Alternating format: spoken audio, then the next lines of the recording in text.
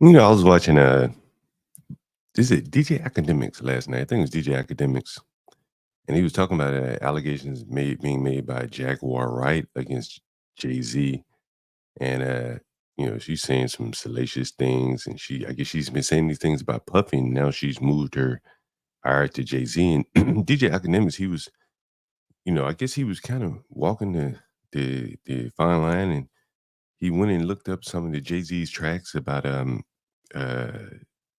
from Unplugged to something like that. And apparently, Jaguar Wright had done a lot of the singing, the hooks and stuff like that for that Unplugged album. And he pointed out that her career really fell off of a cliff after that Unplugged album. There really wasn't much else, no big artist that she worked with. And he's hinted, maybe suspected that could be the cause of, kind of the ire that she has for Jay Z because that was the last big star that she worked for. And then I started connecting the dots. You look at the people like the Little Rod, the guy who was suing Puffy, the Cassies of the world, and you start to see these people really oftentimes have very little talent. And the ones that do have some pull in the industry, the Puffies and the people like that, the Jay-Z's of the world, oftentimes they end up just more or less dangling a carrot in front of someone while taking advantage of that person and and that person's talents to enrich themselves. You see that with Puffy and Cassie. I don't think Cassie put out many albums with Puffy. You see that with all the guys around Jay Z, Benny Siegel, all those guys. All the Jay Z and Puffy, they seem to have gotten very wealthy. They did very well indeed. But everyone around them seemingly was broke, and I always wonder, like, how in the hell did that happen? How do you go billionaire status and everyone around you is broke? And one could say, well, it's not your responsibility to make them wealthy, but if you're in the same industry, you guys in the same field of business, and you have saw something in them to sign them, why didn't they achieve any success? Shouldn't you be able to give them a little bit of success that you were able to to generate? And so when you look at the guys like, I don't know, let's say Dr. Dre, there is some talent there. Anyone could objectively say he does have some talent. He's created a lot of stars. A lot of stars have done very well in Jay Z's wake. Snoop Dogg, to Eminem's, 50 Cent, so on. But when you look at the Jay Z's and the Puffies of the world, you really start to see that there really is very little talent there. I don't think Puffy plays an instrument. I don't think he can audio engineer or produce anything. One of the allegations about him that really started to bring everything home for him was the allegations against Lil Rod. When I read through that, I read the allegations and I said, man, this guy, he doesn't do anything. He assembles people, I guess you could say that, with someone else's money. And then he goes about and he gets them to make music for them and with promises of Grammys or a hat or a clothing line or something to that effect. But it's very informal in that he's getting other people, talented people, to do things for him. And then he ends up benefiting from it. And I think that is where the anger comes from. And I think that's where a lot of the violence comes from.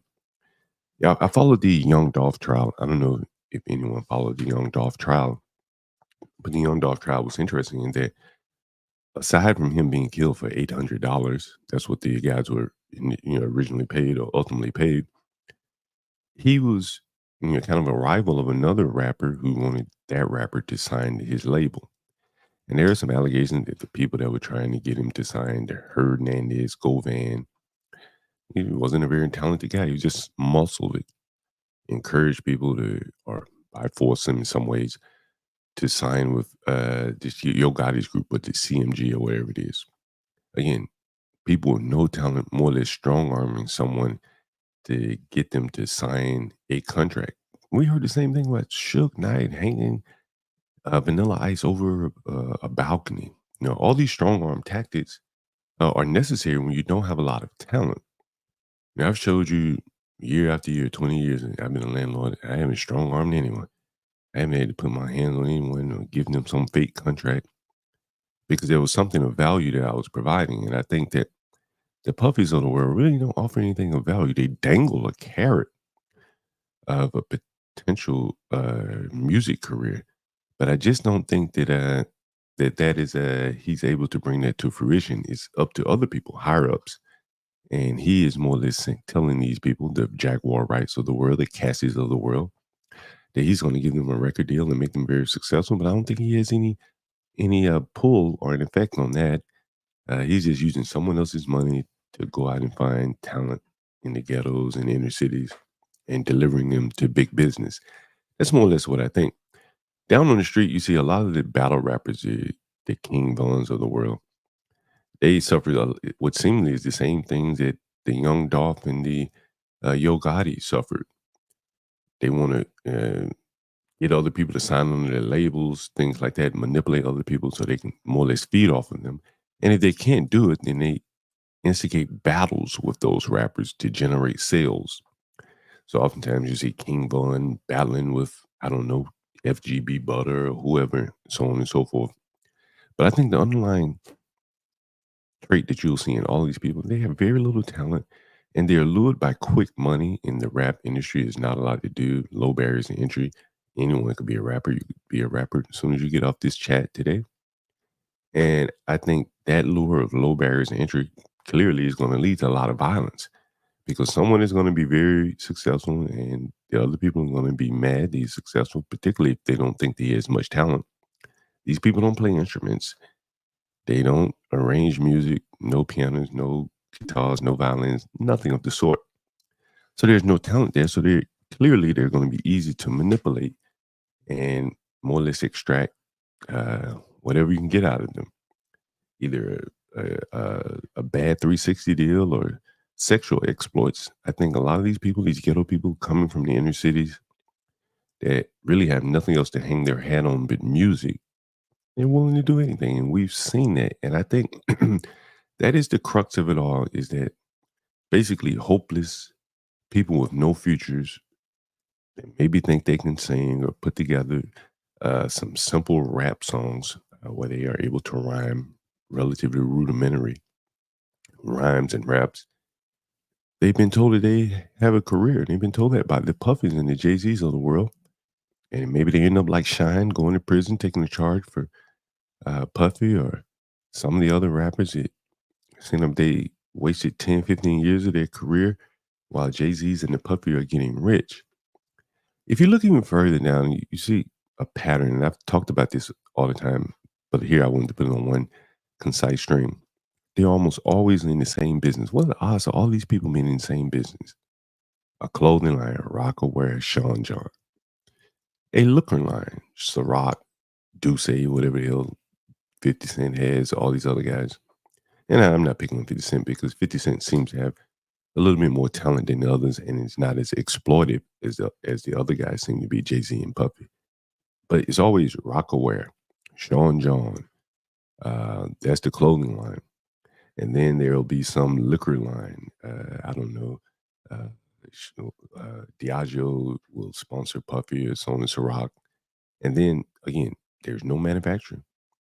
He didn't come up with the chemical blend of that whiskey. He put no effort into it. He slapped his name on it, a label. That shorts, those shortcuts in life uh, clearly indicate that he has no talent. He doesn't want to build anything. He doesn't want to build a brand of whiskey like George Clooney. George Clooney with the Three Amigos, whatever his tequila. The same thing with Jay Z, whatever Douce, whatever the liquor brands he has. He's just slapping a label on them. He hasn't created those. He doesn't own a liquor factory. Here in DC, you can easily open up a liquor factory. You could open up a distillery and make and sell your own whiskey, but he doesn't want to do that. That's too much like hard work. That's what Jack Daniels did. Jay-Z just wants to come on and ride the hard work that the Jack Daniels and all those people have done, and it's fine, and put your name on it. But you're not building anything. These aren't talented people building something from the ground up. And that was kind of one of the things I wanted to point out. And that's why I think there's so much violence in it. Even if you look at the violence in the YouTube streamers, you see somewhat of the same thing. For them, oftentimes to create clicks and likes, they have to fight with each other. I don't know if it's real fighting, if it's Kendrick Lamar, Drake type fighting. But when the content runs out and the talent, the ability to create content that's compelling to people, whatever it may be, then you'll see a lot of these fake chats and fights and things like that over the internet. And I don't think they're real. I think that they are desperate attempts at people to generate likes. Because I just don't think that strangers over the internet can really be that angry at each other to devote hours and hours of streaming. And I think that oftentimes it's the same thing that comes down to it is money. And be it the YouTube streamers or the rappers that um, when they're not making it, one of the easiest ways to turn to is kind of a beef. You know, hell, what is battle rap? Rap was started off of battles, people beefing with each other. And I think it's a very effective formula to generate clicks and likes. I don't think it is a very good formula to build a business off of. I don't think you could build a business off of fake beefs and likes. But if any of you want to comment, it's going to be a shorter stream than we normally run. It's going to be a 12-hour stream. But if any of you wanted to comment on the rap business, any of the rappers that are being killed, and what your thoughts on is, why there's so much violence, and it's only in the rap music business for the most part. There are no killings in R&B. There are no killings in country music. No killings in pop. Does Taylor Swift even have beefs with anyone? I don't know. I don't follow enough music to really have an opinion there. But I don't think I've ever heard of a beef with Taylor Swift versus Ariana Grande, whoever she might beef with. But there seems to be a lot of beef, a lot of griping, and I would even go so far as to say R&B. You'll see, well, maybe not R&B as much, but because R&B is pretty much dead. But you'll even see it amongst comics. The black comics that they argue with each other, the Cat Williams versus the Steve Harveys, and you look at some of the things that Cat Williams says, he's striking at that there is no talent by these people. And I think a lot of times that when you don't have talent, then you often, and if you find your way to being successful with no talent, then you often are being manipulated, or your strings are being pulled by someone else.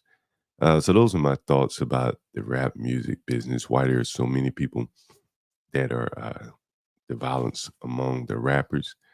I think is primarily due to a lack of talent in their life. There's nothing else really for them to do, and they hang all of their prospects on something that they really don't have any skill doing, which is very interesting. And it's probably part of the reason why you don't see it in sports, because the people that make it to sports know they belong there, and they are able to perform and train and ensure that they stay there. But with the rappers, you saw the guy, little rich homie Quan, which I suspect was a suicide. Other people may suspect that he overdosed. But he talked about how he was broke. Let me see if I can pull those quotes up. Little rich homie Quan, rich homie Quan, depressed, and yeah, this is very interesting. I'm gonna pull this up from Rich Homie Quan, a rapper, recently overdose. Let's just go with the overdose. All right, fair enough. And here's Rich Homie Quan, and I'm gonna see which. I know I can't play the no jumper, so I'm just gonna play the audio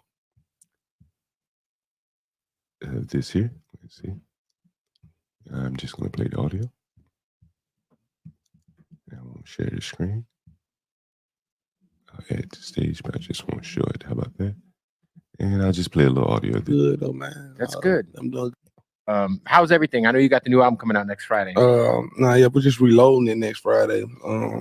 Family moolah now, but opposed to music, man. I'm doing good though, man. That's good. I'm doing good mentally. You feel me? You happy? Oh, for sure, definitely happy, man.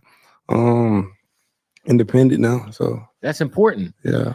I always felt like, because for a while you were I forget what was the major label you've been putting stuff out with? Was it Capitol Motown? Yep, Yeah. Motown. I always felt like you were kind of built for the independent shit.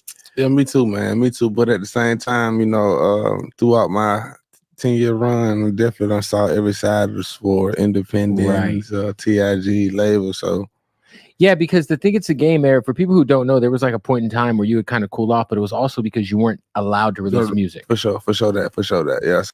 And you heard that. He was not allowed to release music.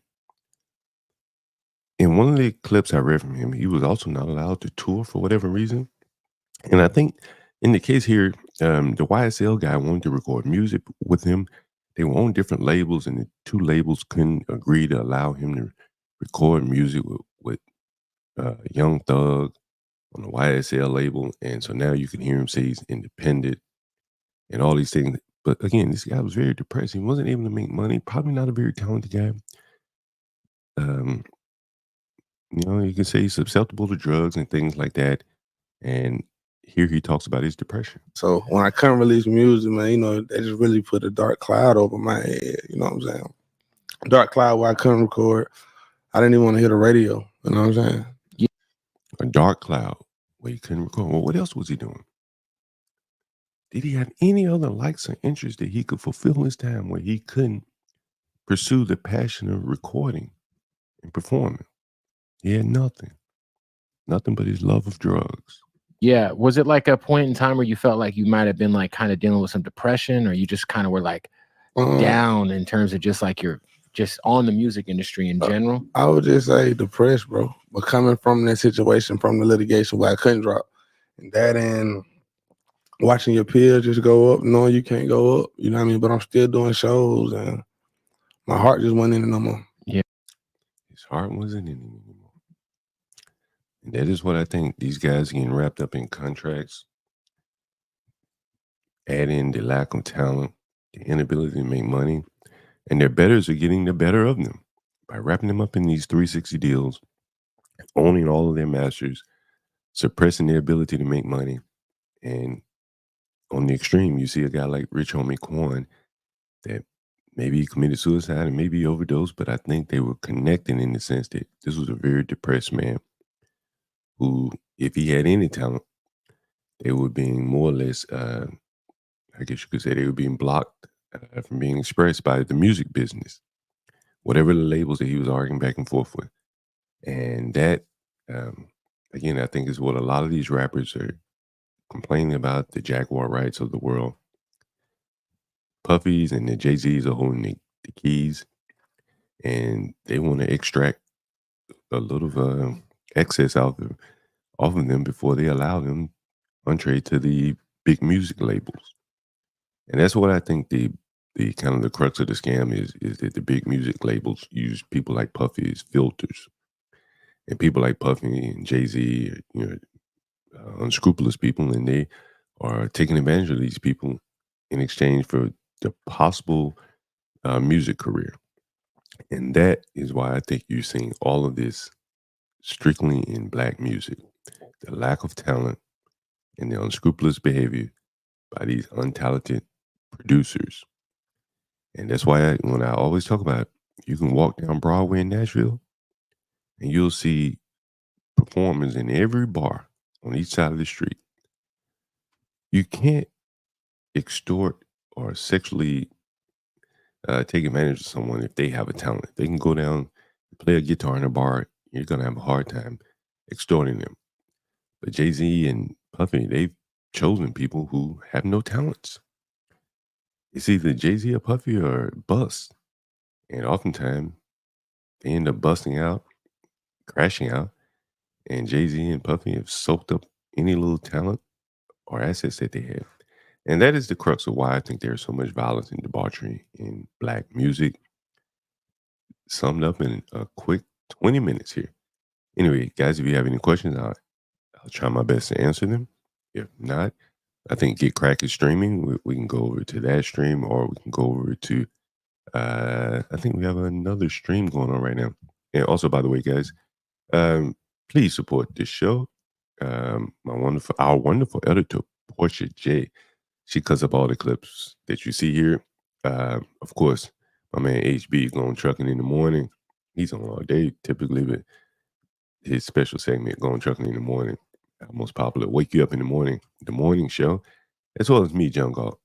Anyway, thank you guys for joining. Just some quick comments on the rap industry and why I think there's so much debauchery and violence. I think it primarily boils down to the lack of talent. Again, thanks again for joining.